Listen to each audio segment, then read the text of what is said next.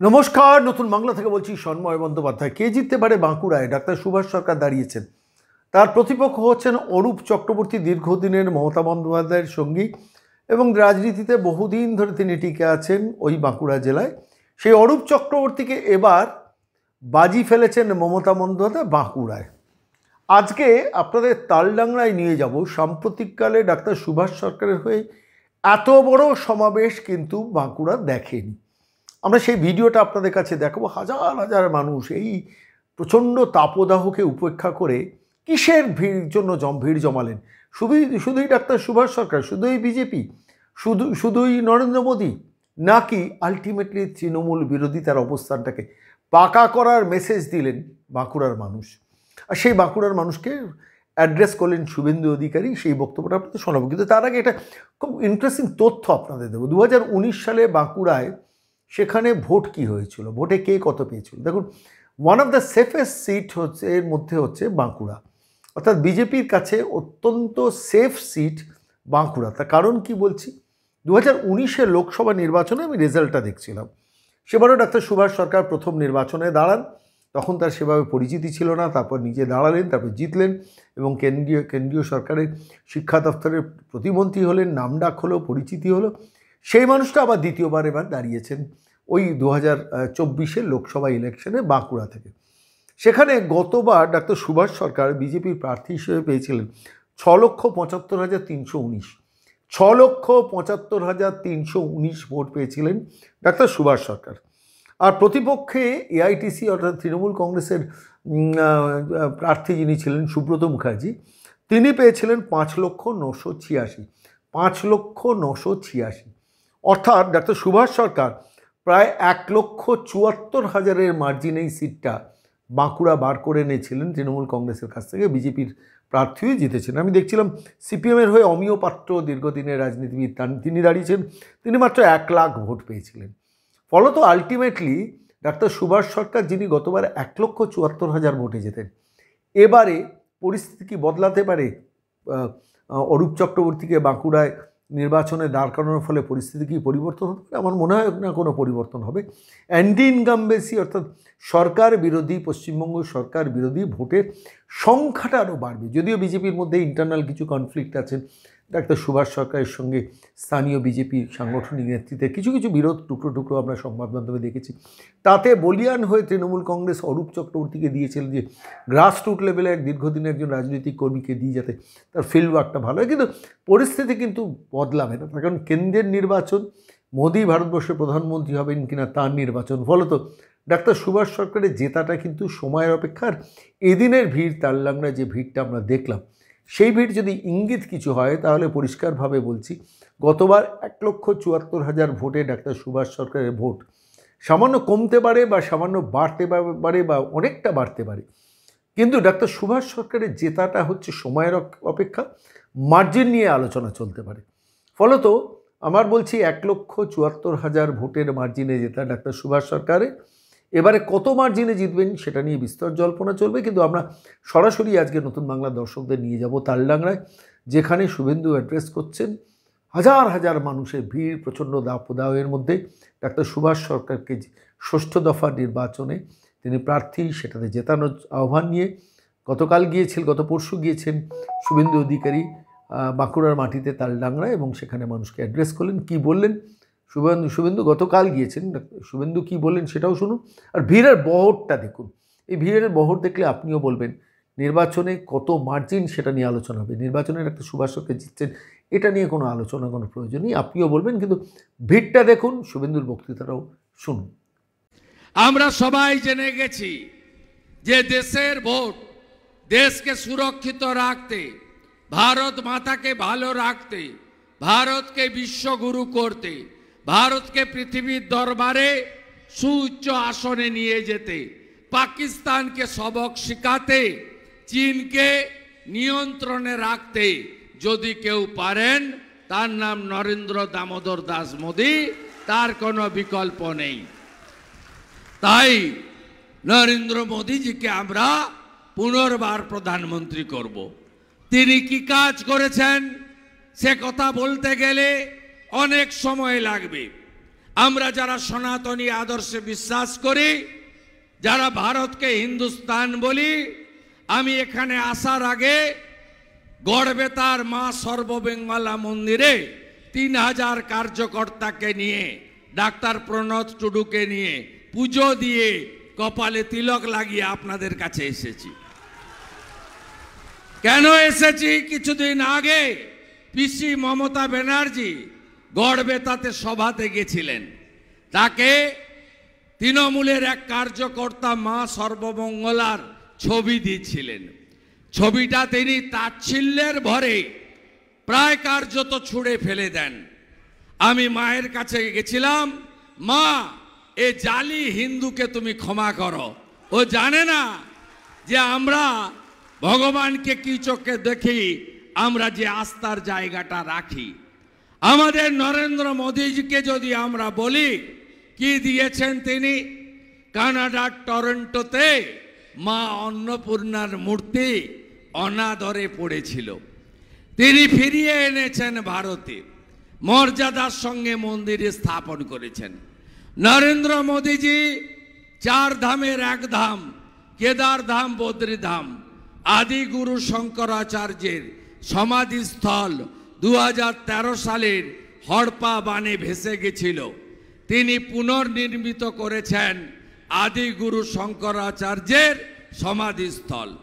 नरेंद्र मोदी जी हर हर महादेव, भोले बाबा पार करेगा, त्रिशूलधारी पार करेगा, काशी धाम विश्वनाथ धाम তিনি সরাসরি শিবলিঙ্গের সঙ্গে গঙ্গার সংযোগ করে নবরূপে সজ্জিত করেছেন। আজকে তালডাংরায় আমরা সভা করছি, আর কাশীধাম বেনারসে আমাদের নেতা নরেন্দ্র মোদীজি নমিনেশন ফাইল করছেন। এ আমাদের বড় গর্বের দিন। আজকের দিনটি আমাদের নেতা নরেন্দ্র মোদীজি মধ্যপ্রদেশের উজ্জয়িনীর মহাকাল মন্দিরকে নবরূপে সজ্জিত করে দিয়েছেন। তার নাম নরেন্দ্র মোদী। তিনি ভারতবর্ষ সনাতন সংস্কৃতি, আমাদের ভারতীয় সংস্কৃতিকে উচ্চ জায়গায় নিয়ে যাওয়ার কাজ নরেন্দ্র মোদীজি করেছেন। নরেন্দ্র মোদীজি কি কি করেছেন? নরেন্দ্র মোদীজি মুসলিম দিদি মা বোন যারা ট্রিপল তালাকে ক্ষত বিক্ষত হয়ে যেতেন, যাদেরকে বাড়ির পুরুষ মানুষরা তালাক তালাক তালাক বলে মুহূর্তের মধ্যে তাড়িয়ে দিতেন বাড়ি থেকে, ট্রিপল তালাক খতম করে মুসলিম মা বোন দিদিদের সুরক্ষা দিয়েছেন নরেন্দ্র মোদী। নরেন্দ্র মোদীজি ডক্টর শ্যামা প্রসাদ মুখার্জির স্বপ্ন 370 ধারা 35-এর এ বাতিল করেছেন। শ্রীনগরে আগে সিআরপি দেখলে পাথর ছুঁড়ত, এখন ফুল ছুঁড়ে এমন টাইট করেছেন পাকিস্তান পন্থীদের। ওখানে এখন দেশের পতাকা ওঠে আর ভারত মাতার বন্ধন হয়। নরেন্দ্র মোদীজি কি করেছেন? 3 কোটি হিন্দু শরণার্থী ধর্মীয় কারণে এক কাপড়ে দেশ ছেড়ে বাংলাদেশ ছেড়ে পালিয়ে এসেছিলেন পশ্চিমবঙ্গে, তাদেরকে সিএএ এর মাধ্যমে সম নাগরিকত্বের মর্যাদা দিয়েছেন। নরেন্দ্র মোদীজি কি করেছেন? 500 বছরের লড়াই খতম করে অযোধ্যায় রাম মন্দির দিয়েছেন। আপনি জানেন, যখন হানাদার মুঘল পাঠান বাবর এসেছিল, রামলালার জন্মস্থানকে দখল করেছিল, সেই সময় একদিনে 70,000 হিন্দুকে শহীদ হতে হয়েছে রামলালার জন্মভূমি বাঁচানোর জন্য। 85 বার সংঘর্ষ হয়েছে, 3 লক্ষ সনাতনীকে শহীদ হতে হয়েছে। আমরা কেউ ভাবিনি যে রাম মন্দিরের সুপ্রিম কোর্টের জাজমেন্ট, তারপরে শিলান্যাস, তারপরে রাম মন্দিরের উদ্ঘাটন। আপনারা বাড়িতে প্রদীপ জ্বালাননি, জয় শ্রীরাম করেননি, ধ্বজ তোলেননি। এত বড় কাজ আমাদের প্রধানমন্ত্রী শান্তিপূর্ণ উপায়ে করেছেন, অন্য ধর্মের লোকেদেরকে আঘাত করেননি। এমনকি অল ইন্ডিয়া ইমাম অ্যাসোসিয়েশনের সভাপতি রাম মন্দির উদ্বোধনে উপস্থিত ছিলেন। এর নাম হলো নরেন্দ্র দামোদর দাস মোদি। মোদি হ্যায় তো মুমকিন হ্যায়। মোদিজি বলছেন বিকাশের নামে ভোট দিন, বিকশিত ভারতের লক্ষ্যে ভোট দিন। মোদিজির মুখ থেকে একটিও অসংসদীয় কথা, ব্যক্তিগত আক্রমণ পাবেন না। মোদিজি বলছেন আমি করোনার সময় দেশে 1,35,00,000 লোককে বিনামূল্যে করোনার ভ্যাকসিন দিয়েছি। আপনারা পাননি হ্যাঁ কি না? এত তাড়াতাড়ি ভুলে গেছেন? 11 মাসের মধ্যে ভ্যাকসিন বের করে 2টো করে ভ্যাকসিন, একটা পয়সা লাগেনি। অন্যান্য উন্নত দেশগুলো পারেনি। আমেরিকা 30 কোটি লোক থাকে, তারা কমপ্লিট করতে পারেনি। সেই জন্য অস্ট্রেলিয়ার প্রধানমন্ত্রী ভারতের প্রধানমন্ত্রীকে বলেন মিস্টার বস। সেই জন্য ভেনিজুয়েলার প্রধানমন্ত্রী পায়ে হাত দিয়ে প্রণাম করেন এয়ারপোর্টে নরেন্দ্র মোদীকে। আর যখন সাংবাদিক বলেন আপনি প্রাইম মিনিস্টার, আপনি পায়ে হাত দিয়ে প্রণাম করলেন, বললেন এই লোকটা তো আমার গরিব দেশের জনতাকে বাঁচিয়েছে। 55টা দেশে বিনা পয়সায় ভ্যাকসিন দিয়েছে নরেন্দ্র মোদী। নরেন্দ্র মোদীজি বলেন আমি 82 কোটি ভারতবাসীকে বিনামূল্যে 5 কেজি করে রেশন দিচ্ছি, চাল আর গম। পাচ্ছেন তো আপনারা? আর তৃণমূলের চোরগুলো বলে আমরা দিচ্ছি। এই বঙ্গের 7 কোটি লোক বিনামূল্যে রেশন পায় নরেন্দ্র মোদীজির সরকারের আনুকূল্যে। নরেন্দ্র মোদীজি বলছেন আমি 14 কোটি শৌচালয় বানিয়েছি মা দিদিদের সম্ভ্রম রক্ষা করার জন্য। নরেন্দ্র মোদী বলছেন আমি 12 কোটি পিএম কিষাণ সম্মান নিধি দিয়েছি। নরেন্দ্র মোদীজি বলছেন আমি 4 কোটি আবাসের বাড়ি বানিয়েছি। নরেন্দ্র মোদীজি বলছেন আমি জল জীবন মিশনে নলে জল দিয়েছি। আপনি পাননি কেন? 8,000 কোটি টাকা এসেছে কেন? তালডাংরা, হিড়বাঁধ, সিমলাপালের লোককে এখনো জলের জন্য লাইনে দাঁড়াতে হয়। আমি গড়বেতা দিয়ে জামবনি হোমগড় হয়ে আমি যখন এই রাস্তায় এলাম, একটা করে নলকূপ 150-200 কলসি হাঁড়ি নিয়ে দাঁড়িয়ে আছে মারা একটু জলের জন্য। 13 বছরে এই মুখ্যমন্ত্রী করলেনটা কি? জঙ্গলমহলে জল দিতে পারেননি। এদেরকে সরাতে হবে। কেন্দ্রের সব টাকা চুরি করে খেয়ে ফেলেছে। নরেন্দ্র মোদীজি বলছেন আমাকে প্রধানমন্ত্রী করলে ভারত দেশের প্রধানমন্ত্রী নেবেন, তাই আপনারা ভোট দিন উৎসবের মতো। ডাক্তারবাবু বলছিলেন তৃণমূল মানে হলো চোর। আপনাদের এই এলাকায় বালি মাফিয়াদের অত্যাচার, এক একটা ঘাটে গাড়ি থেকে কত টাকা উঠে আপনারা কি জানেন? এই রাজ্যে 6,93,000 কোটি টাকা ঋণ।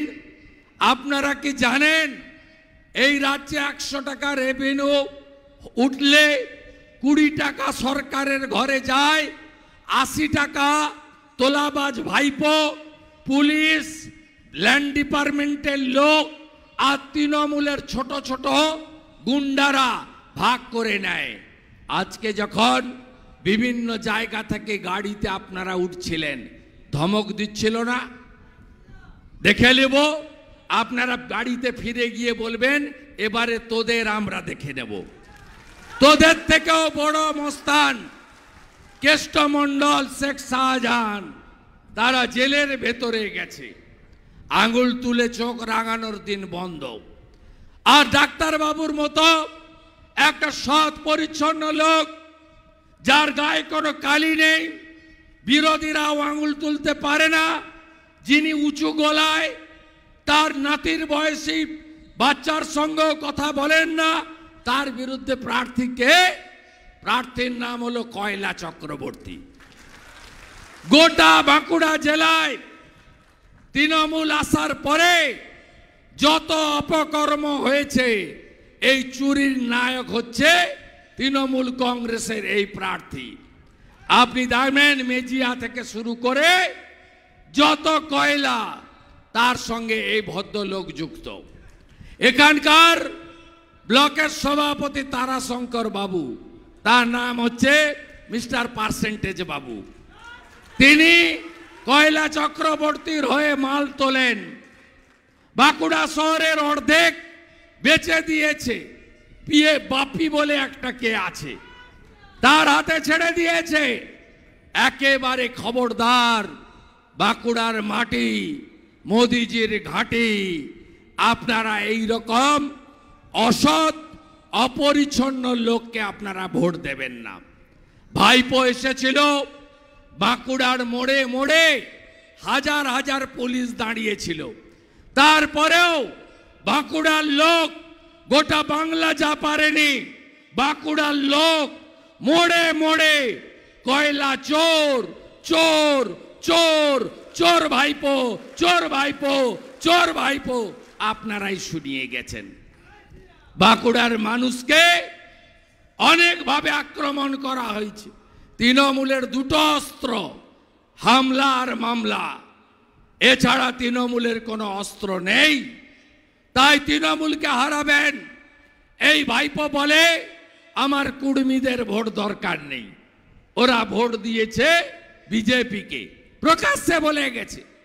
এই ভাইপো এবং তাদের পিসির পার্টি দ্রৌপদী মুর্মুকে রাষ্ট্রপতি যখন আমরা প্রার্থী করেছিলাম, সমর্থন করেনি। জনজাতিরা, মূলবাসীরা, এই আদিবাসী বিরোধী তৃণমূলকে একটাও ভোট দেবেন না। দ্রৌপদী মুর্মুকে ভোট দাওনি, আমরা তোমাকে ভোট দেব না। ওবিসি হিন্দুদের অবস্থা সবচেয়ে খারাপ এই বাংলায়। ঘোষ থেকে, তিলি থেকে, তেলি থেকে, কর্মকার থেকে, মালাকার থেকে, নাপিত থেকে যত ওবিসি হিন্দু আছেন তাদেরকে শেষ করেছে মমতা ব্যানার্জি। তোষণের রাজনীতি। আমরা বিজেপি মঞ্চে সাধু সন্তদের বসিয়ে মন্দির থেকে ভোট চাই না, মন্দিরে যাই আস্থা প্রকাশ করতে।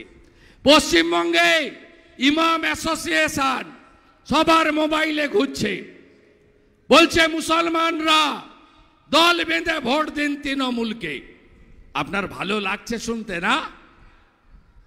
ভালো লাগছে? সাম্প্রদায়িকটাকে, সাম্প্রদায়িক হচ্ছে তৃণমূল কংগ্রেস।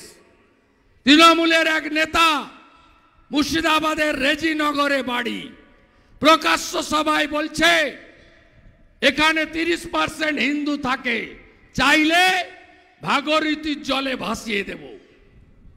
আপনারা এর বদলা নেবেন না? বদলা নেবেন না? জোট বাঁধন তৈরি হন, 25 তারিখে পদ্মফুলে ভোট দিতে হবে। আর কি বলছে তৃণমূল মায়েরা? বাড়িতে আসছে চোরামূলের লোকেরা, দরজা খুলবেন না, এদের পিঠা খাওয়ার বদ অভ্যাস আছে। এই তারাশঙ্করও পিঠা খায়, অরূপ চক্রবর্তীও পিঠা খায়, জ্যোৎস্না মান্ডিও পিঠা খায়। খুব সাবধানে থাকবেন, এদের পিঠা খাওয়ার বদ অভ্যাস আছে, সবাই জানে। অরূপ খাঁর গল্প জানেন তো?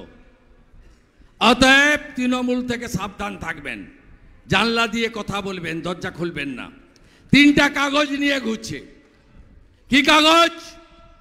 একটা 3 টাকা দামের মানি ব্যাগ, তার উপরে লক্ষ্মী ভাঁড় একটা আঁকা আছে আর মমতা ব্যানার্জির ছবি। বলছে বিজেপি লক্ষ্মীর ভান্ডার বন্ধ করে দেবে। মারা, আমরা বন্ধ করব না, ওটা আমাদের স্কিম। আসামে দেয় 2500, মধ্যপ্রদেশে দেয় 3000। বিজেপিকে রাজ্যে আনবেন, পরের মাসের 1 তারিখে অ্যাকাউন্টে 3000 করে ঢোকাবো। 3000 করে ঢোকাবো। বিজেপিকে আনবেন আপনারা। আমি কথা দিয়ে যাচ্ছি, রাজ্যের বিরোধী দলনেতা একটা দেশলাই খাঁচি, দেশলাই বাক্স দিচ্ছে, মানে আগুন লাগানো এদের কাজ। আরেকটা ভুয়া আবাসের ফর্ম বলছে এই নাম্বারে রেজিস্ট্রেশন করুন, তাহলে আপনি ঘর পাবেন। কবে পাবেন? ডিসেম্বর মাসে পাবেন। মানে চুরির লাইসেন্সটা রিনিউয়াল হয়ে যাবে, তারপরে পাবেন। এসব ঢপবাজি ভুয়া। এখনো পর্যন্ত পশ্চিমবাংলায় যে 18টা সিটে নির্বাচন হয়েছে, আপনি আমার নাম করে লিখে রাখুন। ভরসা করেন তো আমাকে? 4 বারের এমএলএ, 2 বারের এমপি, 3 বারের কাউন্সিলর, লক্ষণ শেঠকে হারিয়েছি সিপিএম এর সময়। আমি শাসক দলে থেকে জিতিনি। 2009 সিপিএম এর সূর্য মধ্য গগনে 235টা আসন ওদের, সেদিন আমার হাতে লক্ষণ শেঠ বধ হয়েছে 1,73,000 ভোটে।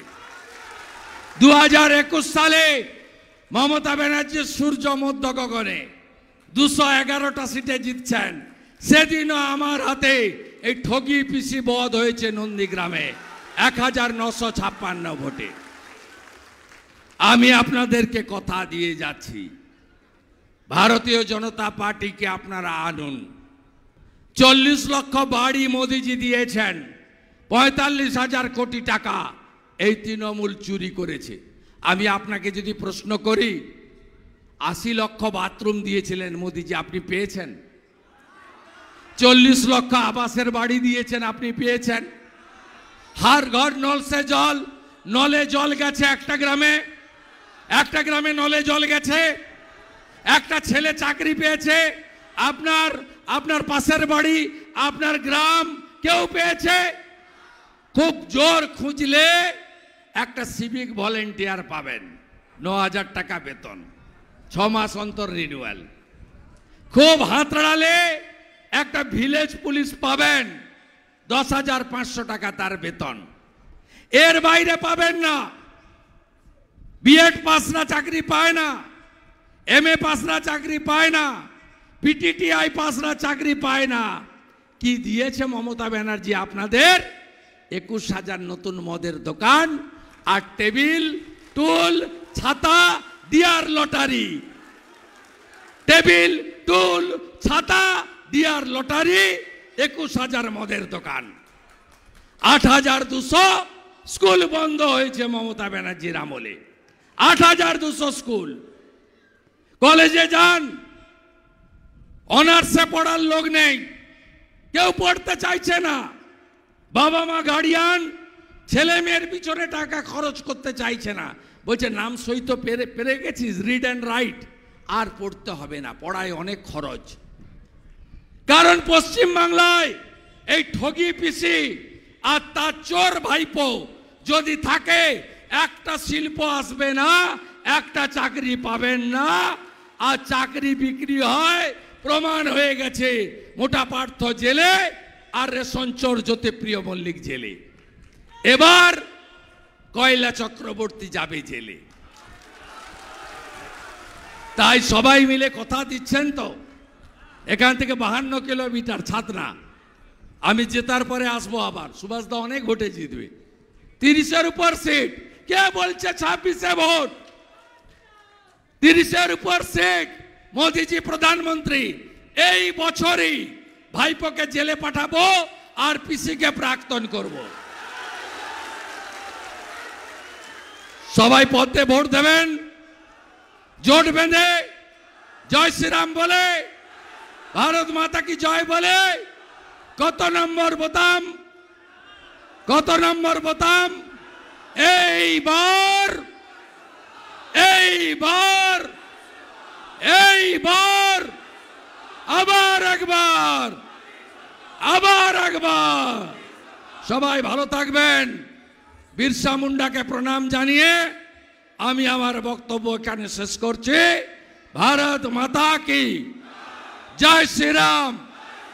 জোর সে বলো, আরো জোরে, সবাই মিলে জয় জয় শ্রীরাম।